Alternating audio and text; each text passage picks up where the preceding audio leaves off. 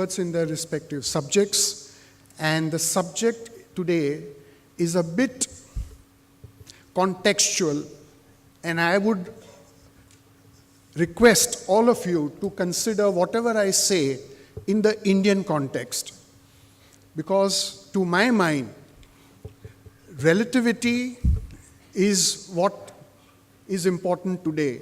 Even truth is not absolute, and therefore it is better that we discuss the Indian conditions today, and my speech today is confined to the subject of morality and legality purely in the Indian context and in the context of how judges, including members of the tribunal, should approach subjects like transfer pricing.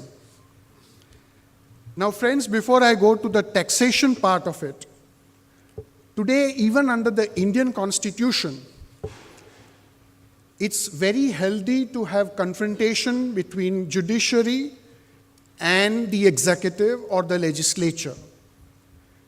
Not in the pejorative sense, but one thing we must all keep in mind is that today in India, what we need is to reduce discretion.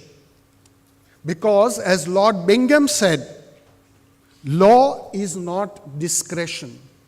So whatever laws you make, apart from drafting being drafting has to be good, but apart from that, we need to focus on concepts which reduces the discretion. Discretion not only of the department, of the officers, but even of the courts. And that is where I believe that morality is one subject which is a matter of approach, and it cannot be converted into legality. But here I would like to emphasize that whenever you talk about morality in a tax subject, I am of the view, and you may not agree with me, that in the Indian context, the discernible principles of law should prevail and not morality in the general sense. On the other hand, you have tax bearer bond case, where the Supreme Court has gone into morality, but that was a constitutional matter of validity of the bearer bonds case. So every law has to be interpreted in a particular context. Rule of interpretation which applies to constitution need not apply to taxation, because in taxation, like IPC or penal laws, you are imposing a charge. Whereas constitution, you can interpret the concept in the widest possible term and include morality. Therefore, please look at this subject purely from the Indian context point of view, and that is where I would like to say that morality is an approach. It cannot be converted into principles, otherwise you are tracing a pattern in shifting sand. The strength of the Indian judiciary, when I say judiciary, including the tribunals, the income tax appellate tribunals, I am of the view, as Justice Matthew has said, that the strength of the Indian judiciary is on case-to-case adjudication. Please don't lay down an across-the-board principle. Every principle which you lay down should be confined and understood in the facts of the case. Therefore, according to me, morality and fairness is a goal. The methods by which you arrive at that goal may differ, and that is where legality comes in. One thing we must remember, that subjects are not taxable according to the spirit of the statute, but only by the plain words mentioned therein. This is the rule of interpretation which has been followed not only in tax matters, but even in all matters. Morality is not capable of a precise definition. It is a variable quality.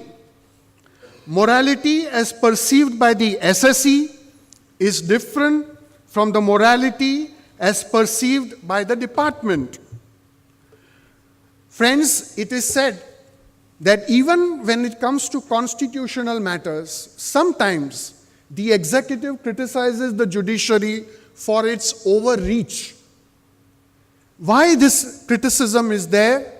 It is because the morality of courts is different from the morality of the government.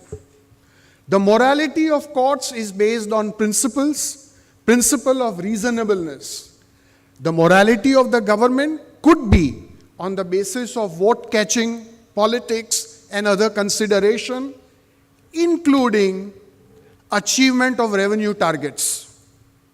I am going to come to that subject later on, because to my mind, that is what needs to be looked into.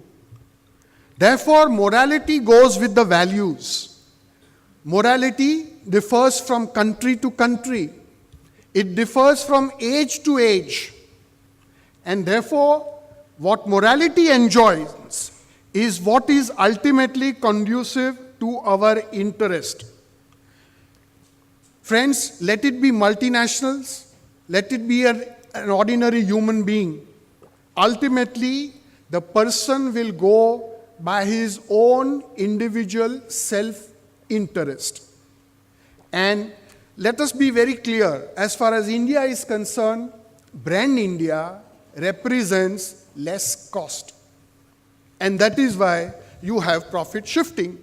You have transfer pricing norms, because brand India represents less cost. Cost arbitrage is one of the aspects. Now, whether you call that as immoral, whether you call that as within the legal parameters, is a pure subjective matter. Is it a bad morality? And I ask a question, is it a bad morality under Indian conditions for anybody to arrange his affairs so as to reduce the brunt of taxation to a minimum? If I have to reduce my tax liability, is it immoral? This is the question. If it is immoral, then of course morality has to be the benchmark. But if it is within my legal right, under the tax law or the law which makes a provision for that, can you say that such an approach is immoral? Or will you go and judge such an approach by the test of morality? My answer is we have to go by pure legal principles as enshrined in the Act, and please don't go by overarching principles. Overarching principles comes in when the legislation is poorly drafted, when the courts do not know how to judge a particular device. That is where overarching principles would come in. But the primary importance the court has to give is to the text of the Act. This is what I am looking at, and this is how the courts in India will look at. And therefore, the basic point is go by the underlying discernible principles and not by overarching principles or such variable subjective concepts. This is what I intend to say. Further, now this is very important. We have been citing McDowell's judgment repeatedly. And this is what I want to emphasize at this stage. See, if morality is the requirement, then see how the approach differs and see the consequence of the litigation which will increase. In this connection, very often the judgment of the Supreme Court in McDowell is cited by the department, in which the Supreme Court has noticed the change in the judicial attitude to tax avoidance devices. Justice Chinnappa Reddy said that even in the country of its birth, the Westminster principle of condoning tax avoidance has been given a decent burial. Relying on the said objects and the observations in the Supreme Court, in another case of Commissioner of Wealth Tax versus Arvind Narottam, the learned department lawyer submitted that having regard to the taxing statute, The court should now construe all the transactions by seeing the game of the hidden purpose behind the documents. This was the argument